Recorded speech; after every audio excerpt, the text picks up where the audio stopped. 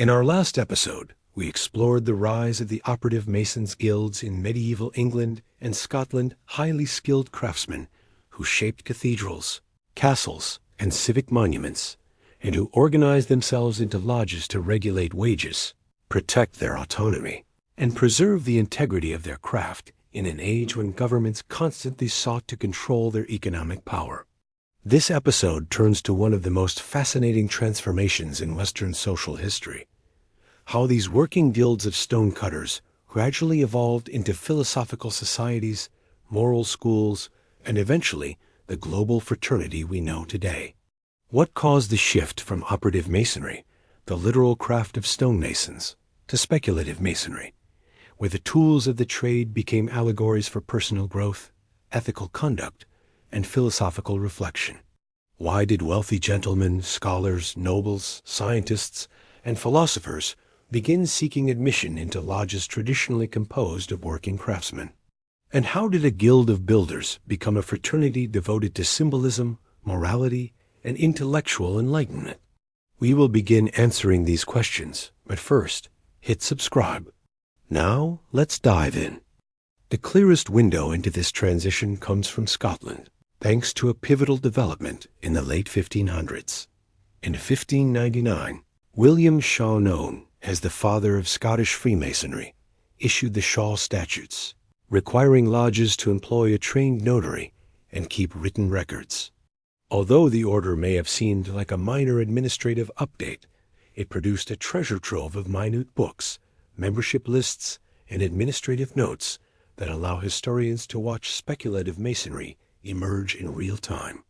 On the 3rd of July 1634, the Lodge of Edinburgh, Mary's Chapel, No. 1 recorded the admission of Sir Anthony Alexander, Lord Alexander, and Sir Alexander Strachan of Thornton, none of whom were working stonemasons. Sir Anthony's role as the king's master of work explains his connection, but the admission of his brother and their associate remains a historical mystery. A few years later, in 1641, Sir Robert Moray, a soldier, natural philosopher, and future founder of the Royal Society, was initiated by members of the Lodge of Edinburgh during a military campaign in England, making his initiation the earliest recorded initiation of a non-operative mason on English soil. Then in 1646, Elias Ashmole, the great antiquarian, recorded in his diary that he was made a mason at Warrington, apparently by a lodge composed almost entirely of non-operative members. By the time Robert Plot wrote in 1686 that persons of quality were joining the organization, it was clear that something fundamental had changed. Freemasonry was no longer merely a craft guild.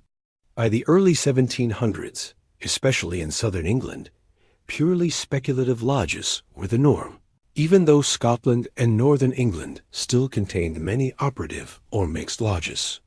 But what drove this transformation? Traditionally, historians pointed to the intellectual climate of the Enlightenment, an era captivated by reason, science, symbolism, and moral philosophy. Lodges offered structured debate, ethical instruction, and a space where men of different social ranks met on the level, appealing to those interested in equality, republicanism, or new models of civic virtue. Others argued that gentlemen were drawn to the guild's knowledge of geometry, architecture, and the symbolic interpretations embedded in the medieval liberal arts. Operative lodges also practiced early forms of democratic procedure, electing officers, voting on decisions, keeping minutes, which many Enlightenment-minded thinkers found attractive. And of course, the moral lessons of the craft integrity, moderation, brotherhood, and the pursuit of truth offered a philosophical richness that appealed to educated elites.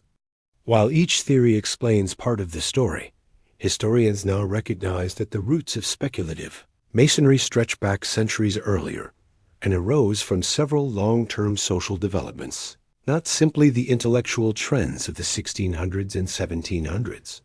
To understand this earlier evolution, we must step back several hundred years into the shifting economic landscape of late medieval England.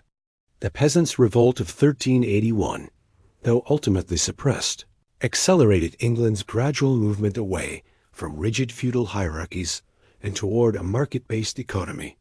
This shift helped create a new class of commercially minded rural gentry, neither peasants nor nobles, who accumulated land, wealth, and political influence. These emerging elites became an important force in England's early capitalist development and increasingly participated in local governance. Meanwhile, from the 15th to the 16th centuries, guilds in English towns consolidated immense economic and political authority. These organizations often received charters, granting them monopoly control over specific trades, intertwining them deeply with urban governance. Stonemasons' guilds were no exception. Their architectural and engineering skills were essential not only for maintaining civic infrastructure, but also for constructing the visible symbols of authority: cathedrals, castles, monasteries, and town halls. Master masons, whose names appear in records as supervisors of major construction works, became wealthy and respected. In many places, visiting master masons and carpenters even dined with abbots at high tables, signaling their elevated social status. In London and in major provincial cities such as York and Chester, these masons' guilds developed a practice known as the exception, by which local dignitaries, judges, sheriffs, aldermen, wealthy landowners were permitted to join. The benefits for guilds were obvious. These men controlled wage laws, granted charters, commissioned building projects, and oversaw municipal regulations. By accepting such influential figures, guilds secured political protection and economic opportunities. In return, accepted masons gained access to elite networks, influence in city politics, and participation in well-organized social clubs embedded within civic life. As their numbers grew, lodge meetings gradually shifted from primarily operative concerns to increasingly social functions, though the old charges, traditional histories, and basic rituals remained part of their identity. Records from Chester that by the mid-17th century, the local Masons' Guild had effectively become a mixed and largely non-operative social and dining club. In 1688, Randall Holm III declared in Academy of Armory, "I cannot but honor the fellowship of the Masons because of its antiquity, and the more as being a member of that society called Freemasons." The Holm family had been embedded into the civic establishment in the city of Chester for several generations. Considering the strong links between the local government and guilds, it is no surprise that Randall was a Freemason, just like his father and his father before him, who were both mayors of the city. Yet Holmes' book reveals something crucial. When he described the craft, he focused entirely on operative tools and their practical uses. He offered no hint of symbolism, allegory, spirituality, or moral philosophy. This suggests that, at least by the late 17th century, English guild-based masonry remained a pragmatic trade organization, one in which operative and non-operative members coexisted within a straightforward context of networking, municipal politics, and provincial social life. Initiation rituals appear to have been simple, involving an oath to keep the craft secrets and the transmission of signs, grips, and words used for identification among Masons. There is no evidence that the elaborate symbolic lectures familiar to modern Freemasonry existed before the 18th century. While antiquarians such as Elias Ashmole may have been drawn to the romance of the medieval old charges, this was likely not the primary motivation for most gentlemen entering the guilds.